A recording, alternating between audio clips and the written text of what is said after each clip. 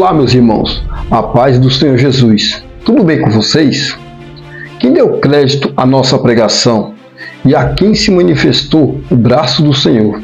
Antes de entrar nesse tema, eu queria saber se você já se inscreveu no meu canal. A sua inscrição me ajuda na divulgação da palavra do Reino de Deus. O seu like, o seu comentário também é muito importante. Quem deu crédito para a nossa pregação e a quem se manifestou o braço do Senhor? Hoje nós vamos meditar no livro de Isaías, capítulo 53, do 1 ao 12, que diz: daqueles que não ouviu a pregação, que era anunciada pelos profetas naqueles dias. Quem deu crédito à nossa pregação e a quem se manifestou o braço do Senhor? Porque o profeta Isaías escreveu essa mensagem fazendo essa pergunta naquele tempo. Será que essa mensagem é válida para nós nos dias de hoje? Sim, com toda certeza. Porque o que foi anunciado naqueles dias continua sendo anunciado nos dias de hoje. Mas quem está dando ouvido para a nossa pregação e para quem o braço do Senhor tem se manifestado? Aí fica um pouco difícil de responder, pois uma geração como esta, má, perversa, rebelde e cruel, jamais buscaria pelo tesouro escondido e revelado lá no reino do céu. Vamos ver o que o Senhor Jesus tem para nos dizer em relação a isso. Então abra sua Bíblia comigo no livro de Mateus, capítulo 6, versículo 19 ao 29, que diz assim: não acumule para vocês tesouro na terra, onde a traça e a ferrugem destrói, e onde os ladrões arrombam e furtam, mas acumulai para vocês tesouro nos céus, onde a traça e a ferrugem não destrói, e onde o ladrão não arrombam nem furtam. Pois onde estiver o seu tesouro, aí também estará o coração de vocês. Que lindo ensinamento, não é mesmo? Muitas vezes corremos atrás das riquezas materiais, que não gostaria de ser milionário e não precisar passar mais fome, sede e nenhum outro tipo de necessidade. Seria muito bom, né? Mas devemos analisar muito sobre as riquezas materiais, pois o ouro, a prata, o dinheiro e o poder da terra traz uma marca muito destruidora em sua face. O ladrão busca pelo dinheiro e ele não se preocupa se alguém vai morrer ou viver. Ele não tem compaixão em deixar um filho órfão, uma esposa viúva, uma mãe sem filho, mas seu objetivo é sair com aquilo que veio buscar, pois o ladrão vem apenas para roubar, matar e destruir. Então, para que juntar algo que pode ser saqueado em questão de tempo?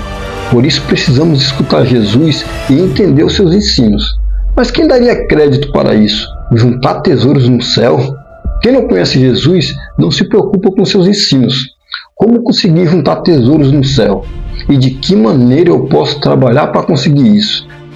Lá no livro de Mateus, capítulo 13, 41 a 44, o Senhor Jesus conta duas referências sobre o reino dos céus, mas as pessoas não têm interesse em se aprofundar nesses ensinos que diz: o reino dos céus é como um tesouro escondido no campo. Certo homem, tendo encontrado, escondeu de novo.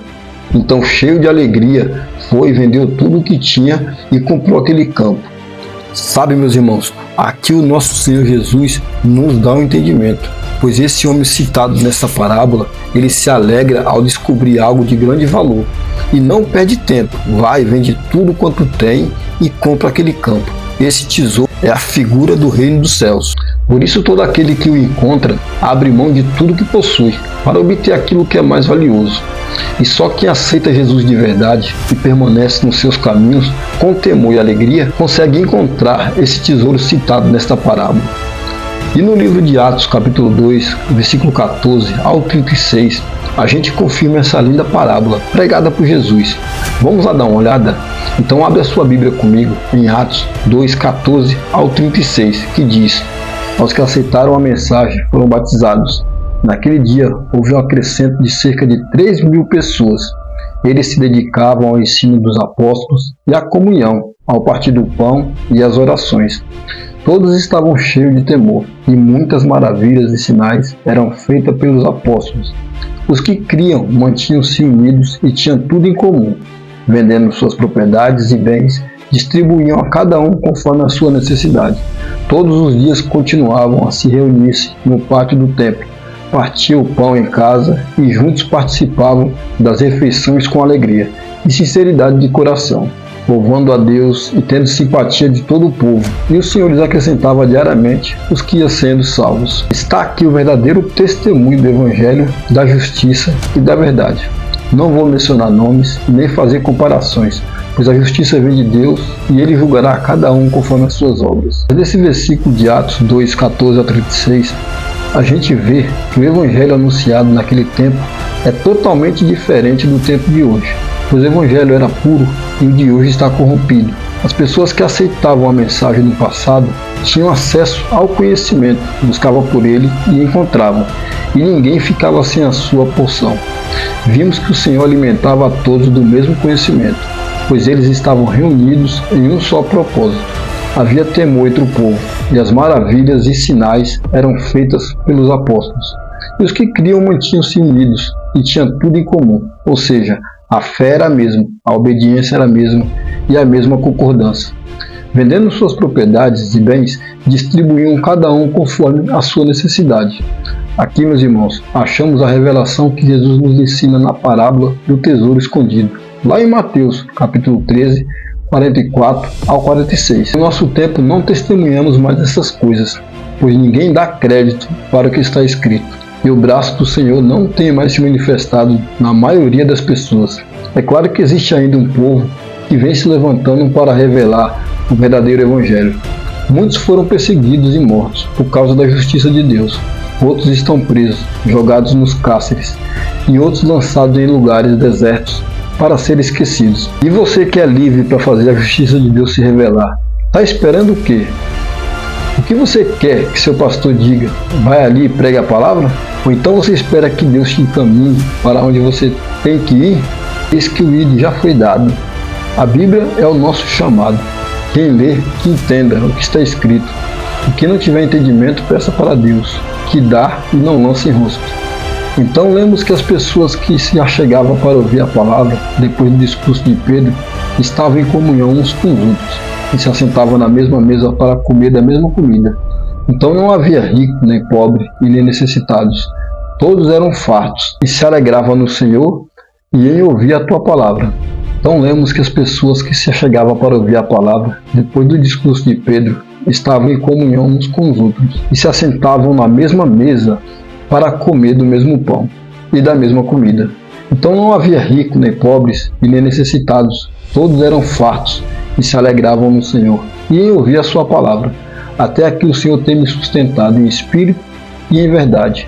Por isso, eu e a minha casa serviremos ao Senhor. Talvez você esteja afastado dos caminhos do Senhor Jesus, por decepção ou algum tipo de problema com o seu ministério.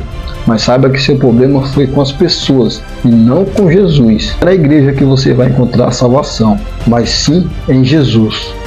A igreja reunida representa lugar de busca, oração e comunhão. Mas não é isso que vemos, pois em algumas igrejas as pessoas não têm paz de Jesus para oferecer. Se não tem paz, não existe comunhão. E onde a comunhão não está, ali não existe conhecimento. E onde não existe conhecimento, o reino de Deus não é manifesto. E onde o reino de Deus não se manifesta, ali não há salvação, pois Jesus não está. Então, se Jesus não está, o tesouro não será encontrado, pois somente Jesus Cristo tem a experiência verdadeira para nos mostrar esse tesouro escondido. No versículo 45 de Mateus, capítulo 13, Jesus também traz outra revelação sobre o reino dos céus, dizendo: o reino dos céus também é como um negociante que procura pérolas preciosas. Encontrando uma pérola de grande valor, foi e vendeu tudo o que tinha e a comprou. Então, em todas as revelações, Jesus deixa claro que sem busca não encontramos nada, pois as coisas preciosas estão perdidas pelo mundo e é o nosso dever encontrá-las, pois são de grandes valores.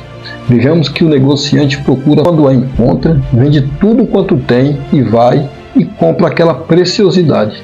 Essa pérola comparada e anunciada por Jesus é o entendimento que nos leva para a vida eterna com o Pai.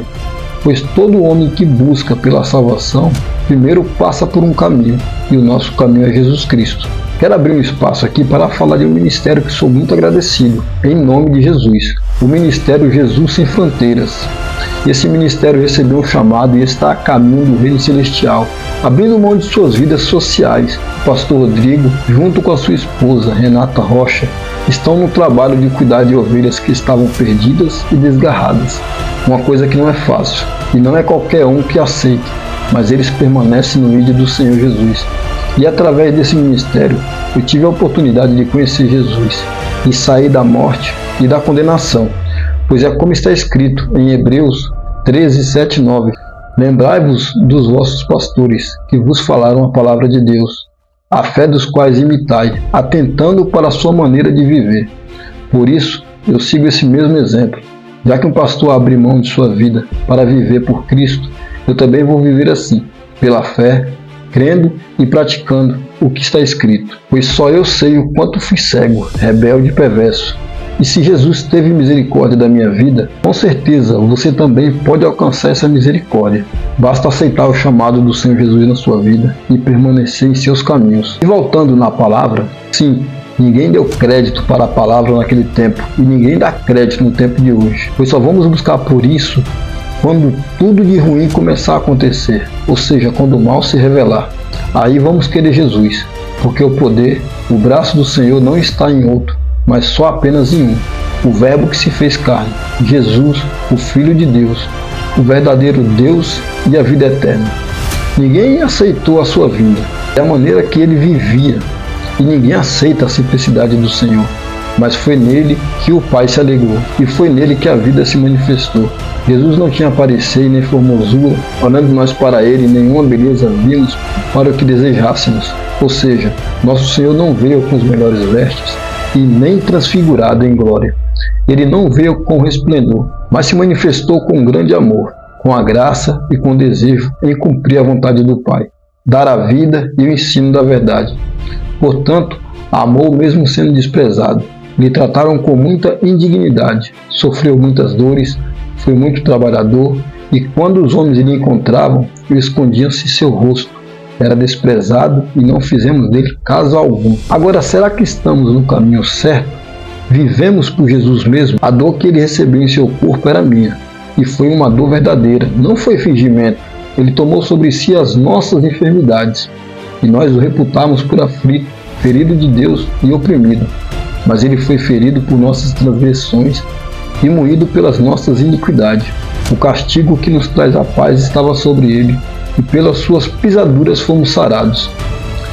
Todos nós andamos desgarrados como ovelhas, cada um se desviava pelo seu caminho, mas o Senhor fez cair sobre ele a iniquidade de nós todos. Ele foi oprimido, mas não abriu a boca, como um cordeiro foi levado ao matadouro, e como a ovelha muda perante seus tosqueadores. Ele não abriu a boca.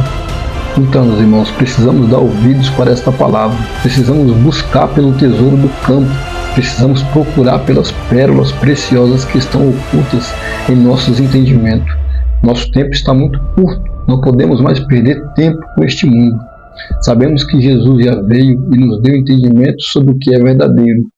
1 João 5,20, e sabemos que já o Filho de Deus é vindo e nos deu entendimento para conhecermos ao verdadeiro. E no que é verdadeiro estamos, isto é, em seu Filho Jesus Cristo. Este é o verdadeiro Deus e a vida eterna. Irmão, Jesus é o nosso entendimento, Jesus é o nosso tesouro.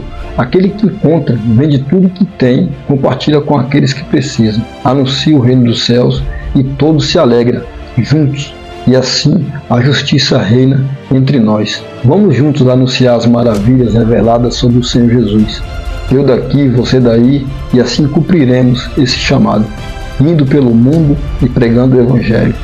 A paz do Senhor Jesus.